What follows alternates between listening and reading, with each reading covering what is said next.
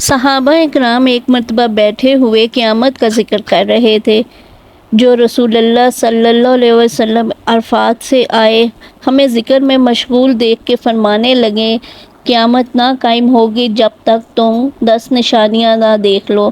سورج کا مغرب سے نکلنا، دھواں، دابۃ الارض، یاجوج ماجوج کا نکلنا، عیسیٰ بن مریم کا نکلنا اور دجال کا نکلنا، اور مغرب و مشرق اور جزیرہ عرب میں 3 خسف ہونا،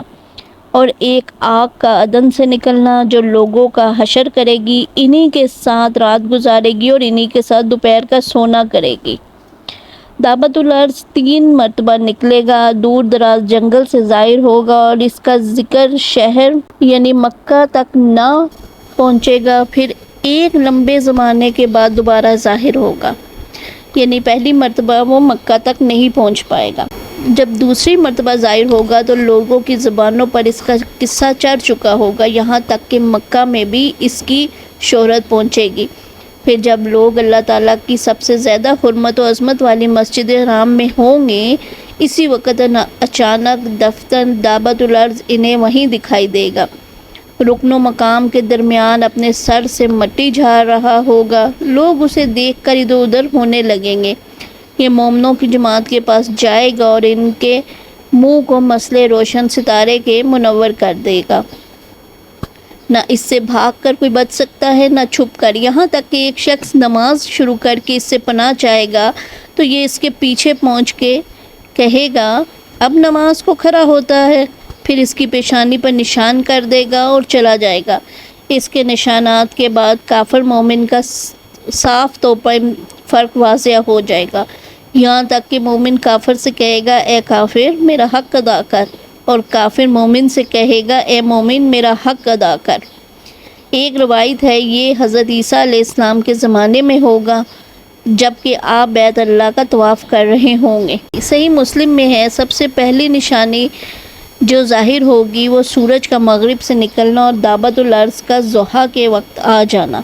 ان دونوں میں سے جو پہلے ہوگا اور دوسرا اس کے بعد۔ صلی اللہ علیہ وسلم نے فرمایا دابۃ الارض کے ساتھ حضرت موسیٰ علیہ السلام کی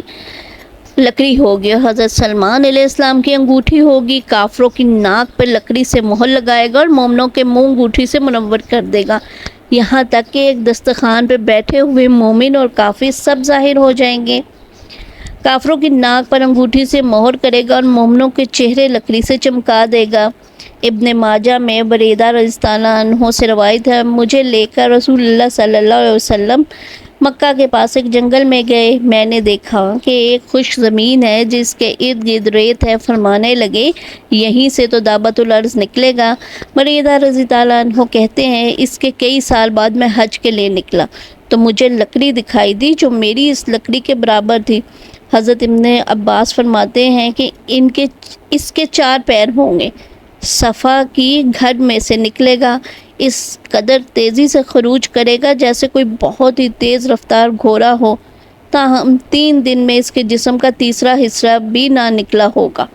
عبداللہ بن عمر رضی اللہ عنہ سے جب اس بارے میں سوال کیا گیا تو آپ فرمانے لگے جیاد میں ایک چٹان ہے، اس کے نیچے سے نکلے گا،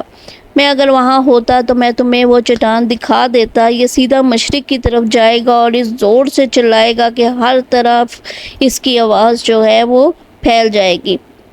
پھر شام کی طرف جائے گا، وہاں بھی چیخ لگا کے پھر یمن کی طرف متوجہ ہوگا، یہاں بھی آواز لگا کے شام کے وقت مکہ سے چل کے صبح کو اسفان پہنچ جائے گا۔ لوگوں نے پوچھا پھر کیا ہوگا؟ فرمایا پھر مجھے نہیں معلوم۔ حضرت عبداللہ بن عمر رضی اللہ عنہ کا قول ہے کہ مزدلفہ کی رات کو نکلے گا۔ حضرت عزیر علیہ السلام کے ایک کلام کی حکایت ہے کہ صدوم کے نیچے سے یہ نکلے گا، اس کے کلام کو سب سنیں گے، حاملہ کے حمل وقت سے پہلے گر جائیں گے، میٹھا پانی کڑوا ہو جائے گا، دوست دشمن بن جائیں گے، حکمت جل جائے گی، علم اٹھ جائے گا، نیچے کی زمین باتیں کرے گی، انسان کی وہ تمنائیں ہوں گی جو کبھی پوری نہ ہوں گی، ان چیزوں کی کوشش ہوگی جو کبھی حاصل نہ ہو، اس بارے میں کام کریں گے جسے کھائیں گے نہیں۔ حضرت ابو ہریرہ رضی اللہ عنہ کا قول ہے اس کے جسم پہ سب رنگ ہوں گے،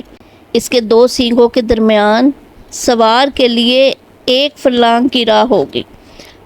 حضرت ابن عباس فرماتے ہیں یہ موٹے نیزے اور بھالے کی طرح کا ہوگا۔ حضرت علی رضی اللہ عنہ فرماتے ہیں اس کے بال ہوں گے،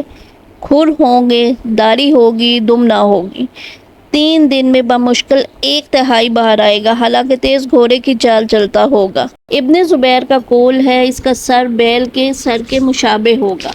آنکھیں خنزیری آنکھوں کے مشابہ ہوگی، کان ہاتھی جیسے ہوں گے، سینگ کی جگہ اونٹ کی طرح ہوگی، شتر مرغ جیسی گردن ہوگی، شیر جیسا سینہ ہوگا، چیتے جیسا رنگ ہوگا، بلی جیسی کمر ہوگی، مینڈے جیسی دم ہوگی، اونٹ جیسے پاؤں ہوں گے، ہر 2 جوڑ کے درمیان 12 گز کا فاصلہ ہوگا۔ حضرت موسیٰ علیہ السلام کی لکڑی اور حضرت سلمان علیہ السلام کی انگوٹھی ساتھ ہوگی۔ ہر مومن کی پیشانی پر اپنے عصائے موسیٰ سے نشان کر دے گا، جو پھیل جائے گا اس کا چہرہ منور ہو جائے گا۔ ہر کافر کے چہرے پہ خاتم سلمانی سے نشان لگائے گا، جو پھیل جائے گا اس کا سارا چہرہ سیاہ ہو جائے گا۔ اب تو اس طرح مومن کافر ظاہر ہو جائیں گے کہ خرید و فروخت کے وقت، کھانے پینے کے وقت لوگ ایک دوسرے کو اے مومن، اے کافر کہہ کے بلائیں گے۔ دعوت الارض ایک ایک کا نام لے کر اس کو جنت کی خوشخبری یا جہنم کی بدخبری سنائے گا۔